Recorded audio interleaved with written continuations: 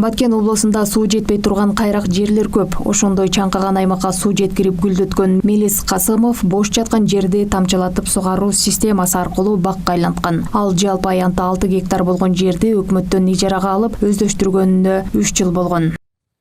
Кудай калса, мен этим акыбетін көрүп мына түшүмдү жыйып атабыз, жигиттер. Былтыр анчалык жетилбеди эле. Быйыл Кудайга шүгүр мына 10 килограммдан ашсакшат кеме жок.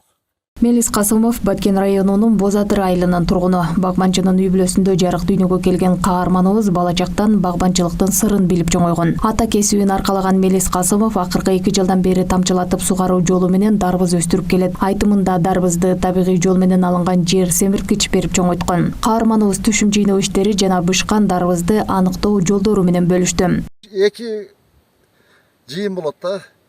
Мына бир партия алдым. Бияны Кудай калса жарымы калды. Буну эми карап терем. Дарбыз пышкан эми бу дарбызга аралаштырып билет экенсиң. Мурда тоголоп чоң эле болсо пишти деп ала берет элек. Уш собанын алында пружина сыяктуу антем болот экен. Ошол кургайт, ошондо дарбыз пишти деп эч коркпой үссө болот. Эми ГМО минералдык удобрениялер пышкан дарбыз менен койдун кыйга пышкан өсүмдүк башка болот экен.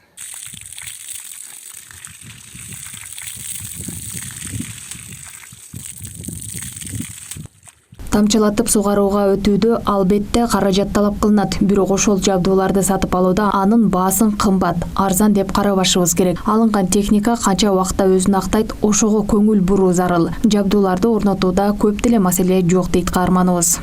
Ушул жерде бир 6 гектар жер баары деме тамчылатма сугаруу патвильонга. Муну мен бакылгандан кийин астын изилдедим, андан сурадым.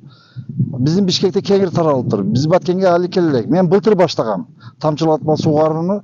Тамчылатма сугаруу бул бир аз баштапкы чыгашасына чыдап койсо бул өтө эффективдүү. Эгинди жакшы карасаңыз өзүнү актайт кеңири эле. Мисалы пресетке алганда мисалы эгиниңдин 10% болбосо дагы 7-8% актап коет. Мисалы 6 гектар жерди мен өзүмө бир тууган иним экөөбүз сугарып атабыз. Болбосо буга көп жумуш күч керек, суу катыш керек. Мына арыкта сугарып келип кетме менен сугарыш керек. Бул андай эмес. Кеңири бая көргөндөй эле кранмен ачасың, өтө эффективдүү.